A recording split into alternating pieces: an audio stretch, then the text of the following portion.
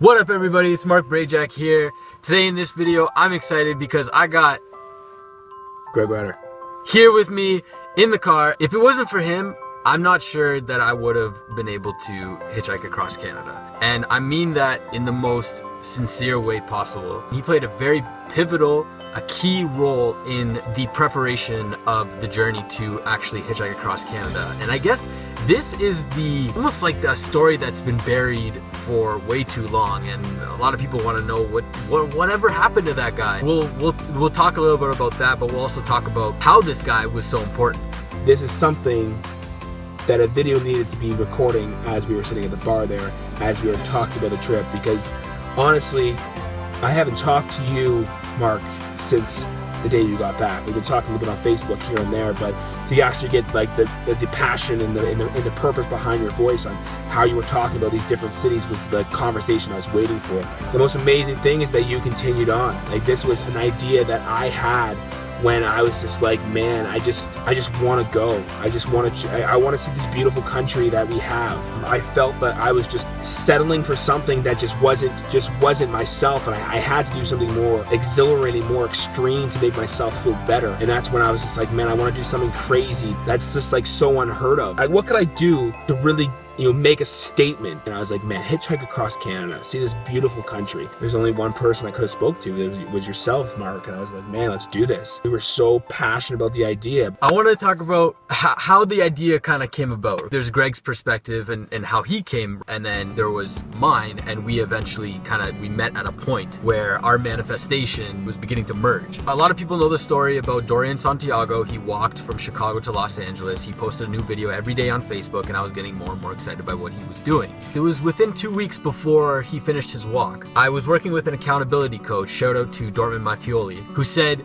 if you had 6 months left to live, what would you do with your life? And I didn't specify that I would hitchhike across Canada, but that was basically what I was trying to say to him when I gave him the answer to that question. Greg was the trifecta that occurred in my life. It was about 3 weeks after I got asked that question. Greg and we got together and we started to talk about this idea of going across Canada and creating a vision and just going to travel. I mean, I'll speak for myself, but at the time I feel like that was a vision that we had, that it was a little bit too much about us rather than about other people. Greg might have a different view on that. I definitely saw a lot of good times and bad times. It was envisioning it between Greg and I was getting excited about it. I felt it was more about me.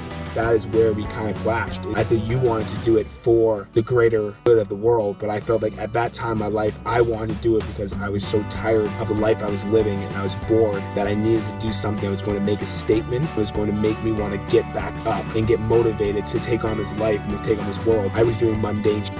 I was waking up every single day and I wasn't enjoying myself. And I felt I had to make a statement and get the new desire to wake up every morning. And I feel like if I woke up in a different town or a different city every single couple of days, I would know that I have something to live for right now. I have something exciting. And that's why I felt once the music came and I said that's what I want to concentrate on more than traveling. Okay. Hold on. I got you off. I told you. He's getting so excited. There's a lot to talk about. There's a lot. There's not. We're not gonna get it done now.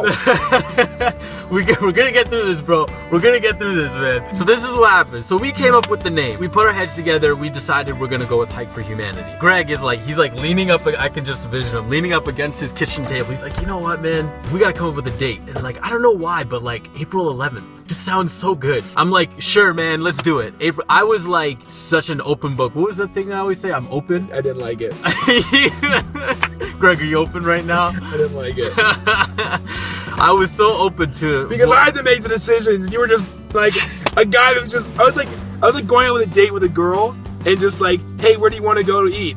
Oh, I don't really care. Doesn't matter. I'm open. It doesn't matter. Like, thank you. Now you're putting the thing on me. It was like traveling across Canada. Hey, do you mind if we leave? No, I don't really care. It's like, okay, thanks. I will think of the date of the departure of when we're going to travel across Canada.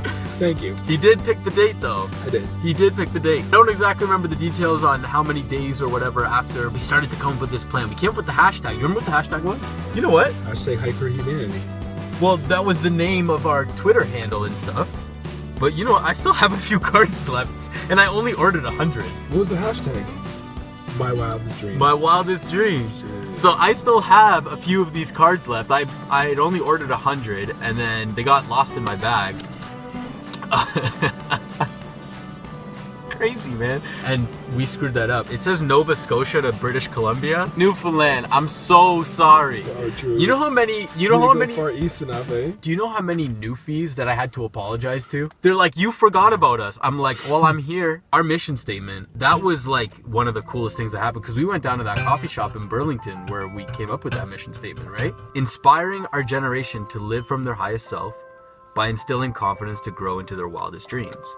That was very much the vision that I for the most part, I took with me across Canada. But that's a whole different topic. Okay, Greg, this is your favorite part. We can't go deeper. I gotta go to my friends. This guy has to go to his friends. Come on, man. Can you just text him and be like, just give me 5 minutes. We're leaving soon. I can't believe you're doing this. Really go. We want to go that deep right now. We don't have to go that deep, but come on, let's just. What do you want to know? I just want to wrap up this video soon. What do you want to do? We can't just cut it off here. What you want to know, girl? Okay, look. This is the part, man. All right. I got something that I never shared with you. I think you're gonna laugh. I'm gonna let you tell your story first because Greg actually didn't come with me across Canada. There was a specific reason for that. By the grace of God, I'm grateful that Greg and I, through all this, that I don't resent him. I gave him my blessing that day, and that was probably one of the best decisions that I had ever made in my life. As hard as it was for me to go home after he told me that he didn't see himself doing this anymore, that was probably one of the best decisions that I ever made in my life. So Greg, take it away. I don't think fear set in. I think I've always kind of been the kind of person that always wanted to take, you know, the toughest route, the biggest challenge, and I felt like this was a huge challenge in my life. But there's also something that arose in my life where it was just something that I've always wanted to try. I never believed in myself enough to actually start singing and